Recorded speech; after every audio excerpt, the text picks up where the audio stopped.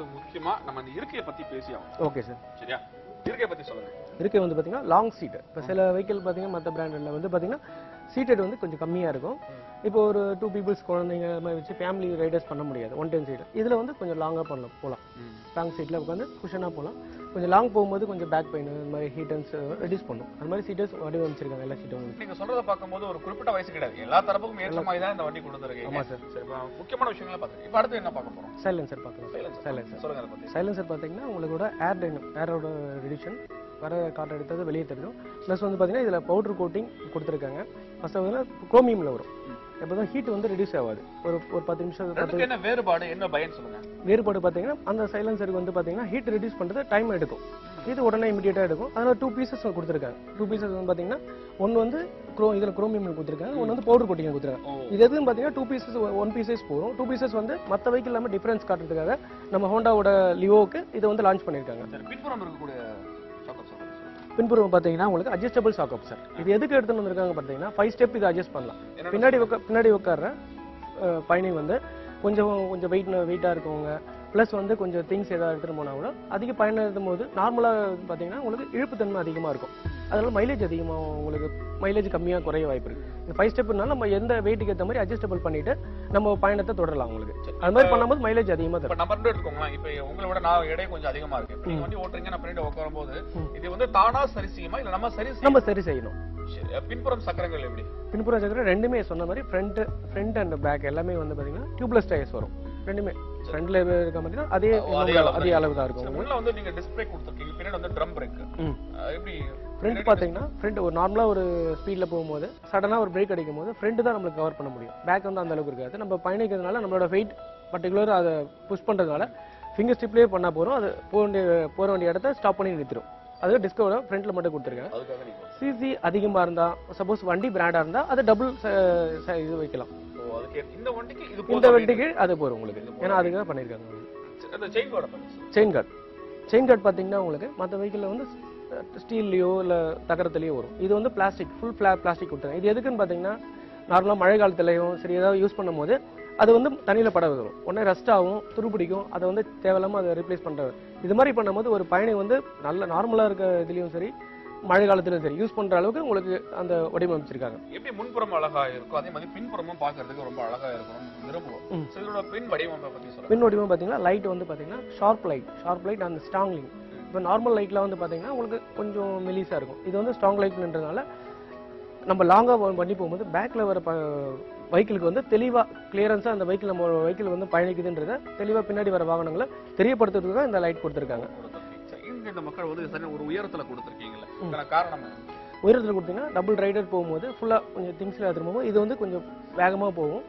அதே மாதிரி பாத்தீங்கன்னா ஷார்ப்னஸ் இருக்கிறதுனால இண்டிகேட்டர் கொடுத்துருக்காங்க. சப்போஸ் இந்த லைட் வந்து பீஸ் போயிடுச்சோ ஏதாவது இந்த இண்டிகேட்டர் வச்சு நம்ம வர பயணி வந்து பேக்ல இருக்கவங்க தெரிஞ்சிருக்கும் நம்ம வண்டி வந்து பல விஷயங்களை கவர் பண்ணிருக்காங்க. வண்டியோட வெளி தோற்றம் முழுவதும் நம்ம பார்த்தாச்சு. அடுத்து முக்கியமா நம்ம வந்து இந்த வாகனத்தோட இயந்திரத்தை பத்தி பார்த்தோம். சரியா? அது எந்த தொழில்நுட்பம் பயன்படுத்திருக்கீங்க, இதோட பராமரிப்பு எல்லா விஷயம் சொல்றீங்களா? ஓகே சார், சொல்லுங்க. இப்போ பராமரிப்பு பார்த்தீங்கன்னா உங்களுக்கு ஹோண்டாவோட HET இன்ஜின் கொடுத்துருக்காங்க. இது வந்து பார்த்தீங்கன்னா இன்ஜின் வந்து 8.5 BHP இருக்கு, 7500 RPM இருக்கு. அதோட பார்த்தீங்கன்னா புல்லிங் பவர் அதிகமாக இருக்கும். இன்ஜினோட திறன் கொஞ்சம் அதிகமாக இருக்கும். ஏன்னா கம்மியான பெட்ரோலில் அதிகமான திறன் கொடுக்குற அளவுக்கு இன்ஜின் வந்து வடிவமைப்பிருக்காங்க. இது வந்து 4 ஸ்ட்ரோக் SI இன்ஜின் என்று சொல்லுவாங்க. அதோட இன்ஜினில் இதோட பார்த்தீங்கன்னா மற்ற இன்ஜினோட நம்ம இன்ஜின் வந்து கொஞ்சம் கம்ஃபர்டபுளாக இருக்கும். இருக்கிற பெட்ரோல் எரிபொருளை வந்து கிளியரா பான் பண்ணும்போது மைலேஜ் அதிகமாக தரும் உங்களுக்கு. அதுக்காக தான் பண்ணிருக்கோம். சிசி இந்த லிவோ பொறுத்தவரை நீங்க வந்து 74 கிலோமீட்டர் வந்து நீங்க அதிகம் 74 உத்தரவாதம் கொடுக்குறீங்க. அது எப்படி செயல்படுது, எப்படி உத்தரவாதம் கொடுக்குறீங்க? அது எப்படின்னு பாத்தீங்கன்னா கார்பெட் வடிவமைச்சிருக்காங்க. HETன்றது கார்பெட் வடிவமைச்சிருக்காங்க. பாத்தீங்கன்னா அதுல இருக்கிற வால்வ்லயும் சரி கார்பெட்ல இருக்க பிஸ்டன்ல வந்து பாத்தீங்கன்னா சில சேஞ்சஸ் பண்ணிருக்காங்க. ஃபர்ஸ்ட்ல வந்து பாத்தீங்கன்னா மேக்னெட்டிக்ல இருக்கும். இது வந்து பிளாஸ்டிக்ல வந்ததுனால ஃபுல் அண்ட் ஃபுல் பான் ஆகும் உங்களுக்கு. ஃபுல் பான் ஆகும். அதனால பவர் வந்து 7.1000 RPM இருக்கிறதுனால கொஞ்சம் எரிபொருளும் கொஞ்சம் சிக்கனமாகவும் பவர் அதிகமாக இருக்கும். இந்த 74 கிலோமீட்டர் எங்களுக்கு கிடைக்கணும் அப்படின்னா நாங்கள் சராசரி எவ்வளவு கிலோமீட்டர் வேகத்தில் போகிறோம்? ஓகே சார், சார் இப்போ வந்து 110 இந்த பைக் லிவோ பார்த்தீங்கன்னா 7.5 RPM. அது பார்த்தீங்கன்னா நீண்ட தூரம் பயணம் செய்யலாம்.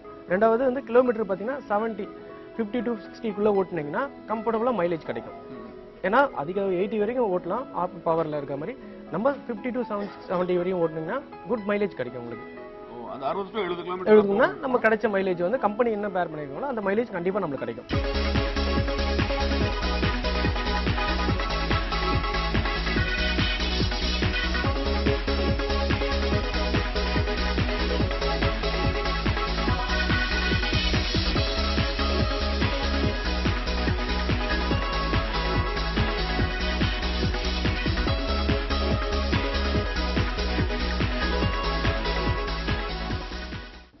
அதிகபட்ச வேகம் எவ்வளவு போகும்? அதிகபட்சம் பார்த்தீங்கன்னா ஒரு 80 ஸ்பீட் போகும், 80-85 ஸ்பீட் போகும் உங்களுக்கு. அந்த மாதிரி போகும். ஏன்னா இது 150 கேட்டகரி யூஸ் பண்ற அளவுக்கு உங்களுக்கு போகும். அதனால ஸ்பீடை கம்மி பண்ணி கொஞ்சம் அந்த ஸ்பீட் மெயின்டைன் பண்ணா மைலேஜ் கொடுக்குற கம்பெனி கொடுக்குற மைலேஜ் நமக்கு கண்டிப்பா கிடைக்கும். இப்போ இதுல வந்து என்ன வகையான ஏர் ஃபில்டர் நீங்க பயன்படுத்துறீங்க? ஏர் ஃபில்டர் பாத்தீங்கன்னா வந்து paper air filter, viscose air filter சொல்றாங்க. நார்மல் ஏர் ஃபில்டர் வந்து மற்ற வெஹிக்கிள்ல வந்து கொஞ்சம் ஸ்பாஞ்சில் வந்து அதிகமான கிலோமீட்டர் நம்ம பயணிக்க வேண்டும். பயணிகள் வந்து அந்த ஃபோக்கஸ் பண்ணி இருக்கணும். ஏன்னா அது வந்து டஸ்ட் ஆனாலும் இது பண்ணாலும் மைலேஜ் கிடைக்காது. இது ஏர் ஃபில்டர் பத்தி பாத்தீங்கன்னா எவ்ரி 50,000 கிலோமீட்டர் வரைக்கும் நம்ம ரீப்ளேஸ் பண்ணலாம். இதுல மின்கலன் பேட்டரி பத்தி சொல்லுங்க. பேட்டரி பாத்தீங்கன்னா நார்மல் பேட்டரி இல்லாம வாட்டர் ஃபில் பெல் பேட்டரி இருக்கும். இப்போ வந்து இந்த எம்எஃப் பேட்டரி இருக்கும். எம்எஃப் பேட்டரி பாத்தீங்கன்னா உங்களுக்கு அதிகமாக சார்ஜ் பண்ண தேவையில்லை, ஆட்டோமேட்டிக் ரன்னிங் பேட்டரி தான் உங்களுக்கு. இது நார்மல் பேட்டரியில் வந்து வாட்டர் ஃபில் பண்ணும் அடிக்கடி, ஒரு 2 months 3 months பேட்டரியை வந்து வாட்டர் ஃபில் பண்ணணும். இது வந்து பாத்தீங்கன்னா ஆட்டோமேட்டிக்காக ஃபில்டு பேட்டரி தான் உங்களுக்கு. கரண்ட்லி யூஸ் பண்ற மாதிரி பேட்டரியோட வாரண்டி 1 year பேட்டரி வாரண்டி வரும் உங்களுக்கு. எல்லாமே ஒட்டுமொத்தமாக பார்க்கும்போது இந்த வாகனத்தோட வாழ்நாள் அதிகரிக்கிறதுக்கு அதோட இயந்திரம் வந்து ரொம்ப முக்கியமான விஷயம். அது இயந்திரத்தோட வாழ்வு அதிகரிக்கிறதுக்கு அதோட வேகம் எல்லாமே சரியா இருக்கணும் அப்படின்னா நீங்க சொல்லக்கூடிய இந்த முன்புறம் ஒரு புதுசா வடிவமைச்சிருக்கு. முன்புறம் பாத்தீங்கன்னா மஸ்குலர் டேங்க்ல அட்டாச் பண்ணிருக்காங்க. இதோட ஸ்பெஷல் பாத்தீங்கன்னா உங்களுக்கு ஏரை வந்து உள்ள வலிச்சு ஏர் ரிலீஸ் பண்ணும். புல்லிங் பவர் அதிகமா இருக்கும். பிளஸ் அந்த மஸ்குலர் பக்கத்துல வந்து எம்பளம் வச்சிருக்காங்க. எம்பளம் வந்து பாத்தீங்கன்னா ஹோண்டாவோட சிம்பிள். ஹோண்டாவோட பாத்தீங்கன்னா அக்ரெசிவா இருக்கும். பிளஸ் மோனோகிராம் 3D எம்பளத்துல வருது. 3D எம்பளத்துல பாத்தீங்கன்னா ஒரு அட்ராக்ஷன், ஒரு ஃபியூச்சர்ஸ் அழகா இருக்கும் உங்களுக்கு அந்த வண்டி. அதுக்காக பண்ணிருக்காங்க.